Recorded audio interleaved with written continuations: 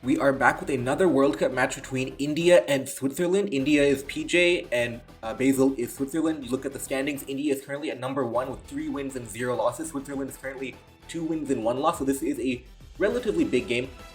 We see PJ with the stall team again versus a Tapu Koko. Is it like a Volturn team maybe? Like so, Lando, Torn, Tapu Koko. Gastrodon is an easy switch. Tapu Koko can have Grass Knot, but it's not really a common move at all, so Gastrodon is basically a counter. So the one thing that could make things interesting is Spike's Ferrothorn, right? Because Spikes is a good way to pressure defensive teams. So Spike's Ferrothorn might be able to pressure, get hazards up, and then you can really be annoying if you can get, for example, Urshifu. This is a water type. It says Dark here, but Dark is banned. So this is a water type Urshifu. So Urshifu is itself countered by Toxapex, unless you're using something like Taunt Protective Pads or something, which is not common, but an option. Toxapex gets knocked off, loses Shed Shell, and Toxapex is okay with that happening because there is no Heatran where you would need the Shed Shell, so you're okay with this event happening. Knocked off, loses Assault Vest, interesting. Hurricane, knock off again. So the Toxapex does have Toxic, we know that from the previous game. Recover, yeah.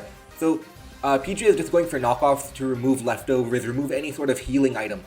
So probably another knockoff incoming on the Pharaoh, maybe? Do we see it? Yeah, we see a knockoff on Pharaoh. Pharaoh loses its Rocky Helmet, which is big. Now, how do you deal with the Pharaoh? Because it's not amazingly obvious. So it's Stealth Rock Pharaoh, which means probably not Spikes, and Spikes would have been the really annoying part, trying to deal with a Spikes Ferrothorn. So it not being Spikes is relatively important. Flamethrower into Torn. Torn can U-turn on a switch because Slowking will probably switch out of knockoff, or maybe not. Sludge Bomb here, 45. Now Torn has to switch out, so you get another attack probably on Landorus, on Ferrothorn. Do Flamethrower, Scald. So this is 3 attacks, which is interesting. You can Flamethrower again into Torn, 32. You should be scared out again, so another Flamethrower incoming. Oh, you're sacking Tornadus really early. Tornadus gets sacked really early, turn 12. You remove the Assault Vest, but it doesn't really matter because the only special attacker is Tapu Koko, which is walled by Gastrodon and Blissey again. So you lose Torn for almost no benefit. Toxapex is a counter to Urshifu. Yeah, so the main concern would have been if it was like Taunt Protective Pads or something, but U-turn means it's like Bandit. Blissey comes in on Koko, Thunderbolt, and yeah, this is looking a little concerning, but not really a big deal. U-turn will come in now to get some more chip damage. Blissey will probably soft-boiled here. But realistically, Urshifu is not going to break Toxapex. Melmetal is not going to break Toxapex and Corviknight. Lando, Swords Dance Lando can't break Toxapex either. So now Melmetal, what will Melmetal try to do? It does have electric terrain support, so it could be Thunder Punch. You have to be careful about Thunder Punch here. Okay? You have to be careful. So this is the problem. Can Melmetal break through with Thunder Punch and Double Iron Bash? This could be very interesting. Can Melmetal break through? So Corviknight is a counter, kind of. You might have to predict a little. Do you go to Gastrodon on Thunder Punch and then go to Corviknight on Double Iron Bash? This is tricky. This is tricky right now. How do you handle the Melmetal? You definitely don't lose Toxapex because you need Toxapex for Urshifu Rapid. So I think you might go to Gastrodon and then Corviknight to stall out the electric terrain. So the Koko Melmetal combination might be able to break through. They go to Gastrodon on Double Iron Bash, which does enough. It does 44, and Gastrodon is at 45. So this is a roll. Gastrodon may or may not feint to a Double Iron Bash. So do you go to Corviknight on the Double Iron Bash? Or... And that is a good option, because it's Protect Gastrodon. So that means Gastrodon heals just a little bit of health.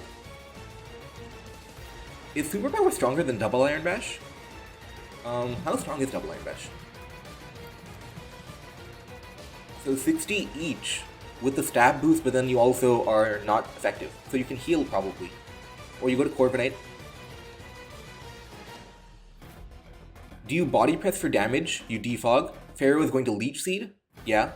And it's going to be tricky. Melmetal and Pharaoh make things very tricky. Iron Defense, okay.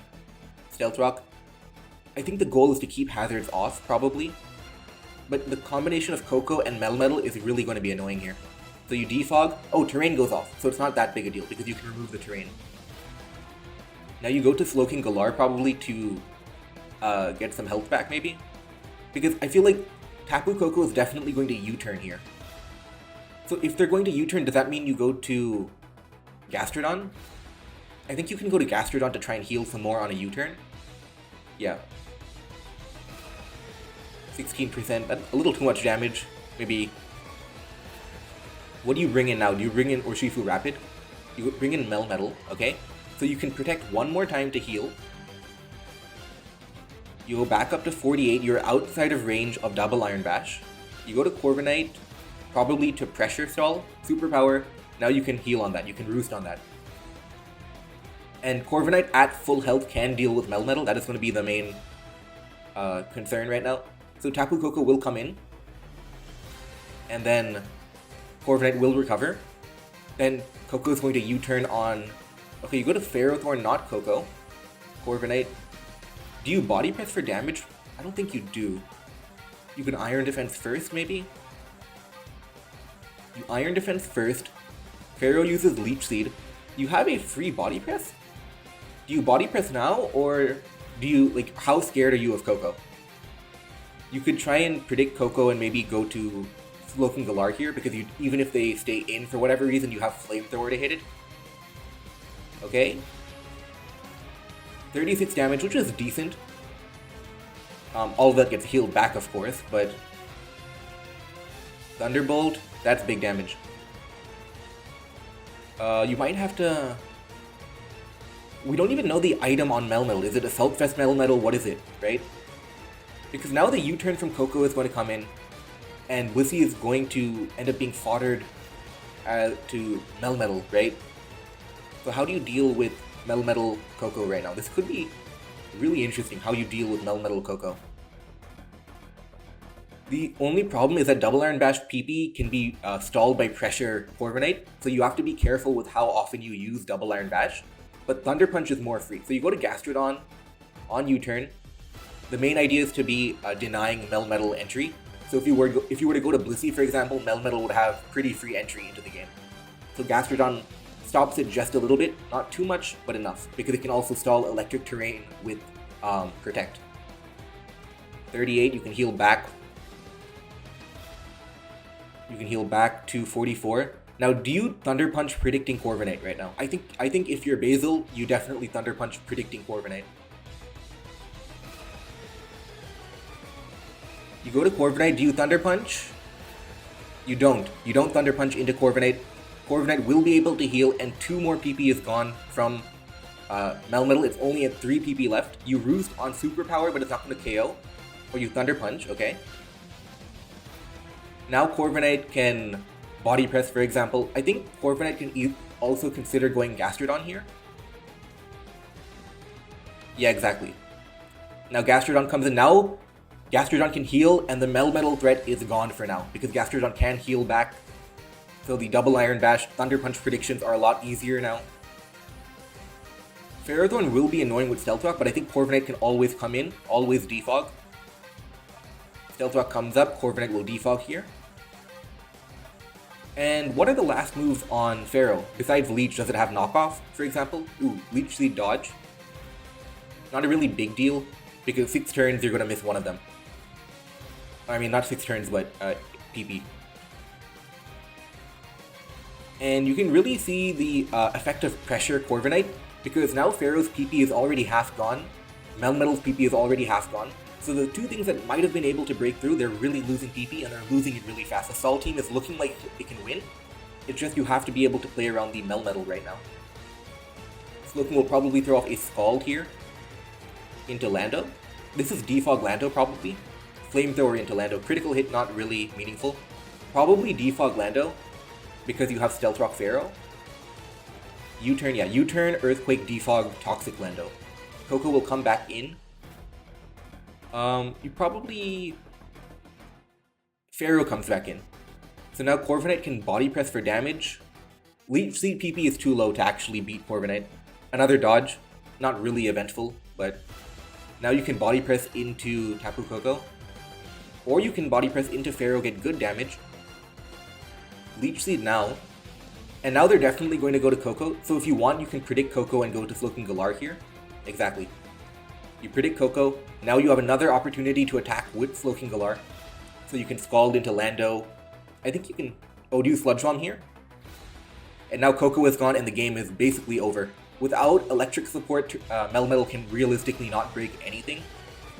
You could probably sack Slowking and then go to Toxapex next, if you really wanted to. Just to play, you know, risk-free. How much is that doing? 1, 2, 3, that's nothing. Now Toxapex can use Toxic maybe? Gastrodon on Thunder Punch. Ooh! So really smart. Even I didn't notice that the terrain was still there. And that it could have been Thunder Punch. Thunder Punch is uncommon on Urshifu. So the terrain offense does not break through the stall, unfortunately. Gastrodon can always switch in.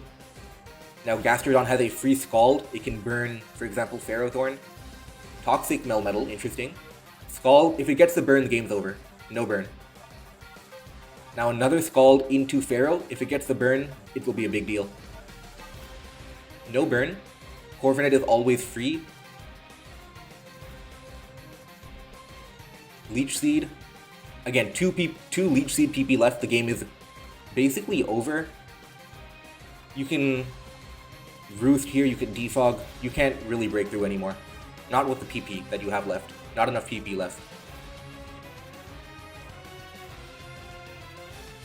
Slowking Galar on knockoff. So it did have knockoff. If you had knockoff, I think you should have used knockoff earlier to remove Corviknight's leftovers. But it did have knockoff apparently. Slowking is naturally faster, so you do have a free Flamethrower. You can also Scald, making it predict, but that's unnecessary. Flamethrower, Burn chance, no burn. Urshifu, I mean Toxapex, Gastrodon basically counters, as long as you're a little bit careful with how you do it. For example, you could go to Gastrodon now, and then go to Toxapex.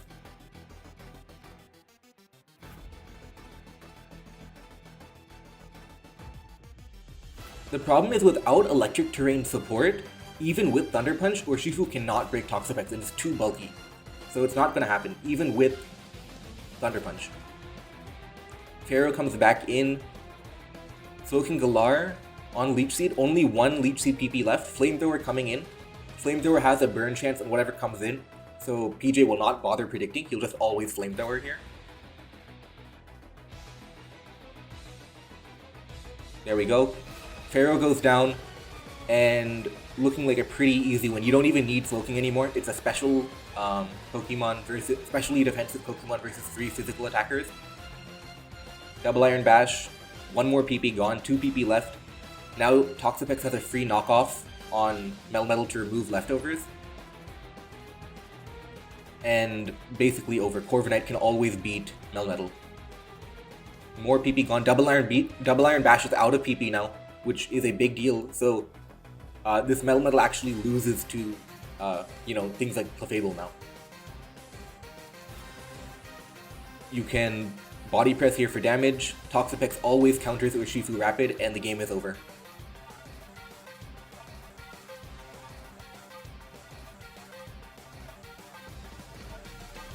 Corviknight always counters Lando. You can even stay in to recover, throw off a Scald maybe. Scald, do you get the burn? Yeah, game's over now.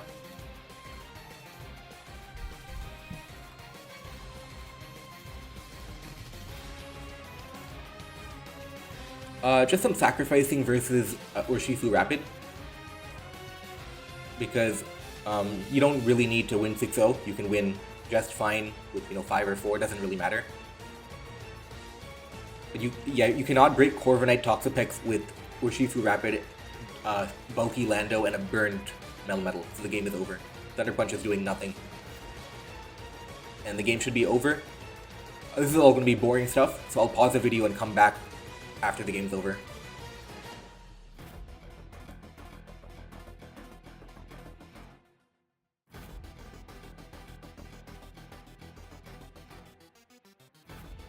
So India wins the game. Body press, Corviknight Knight finishes off the job because nothing could really break it, even with critical hit, Surging Strikes because that didn't do enough damage to Corviknight. So India moves up to 4-0. Switzerland moves down to 2-2. And if you want to see more of this type of content, let me know. My game should be coming up soon, so I'm actually playing in the number 2 slot. So my game should be coming up relatively soon, maybe next episode, I'm not sure. But yeah, thank you for watching and subscribe so you don't miss the next episode.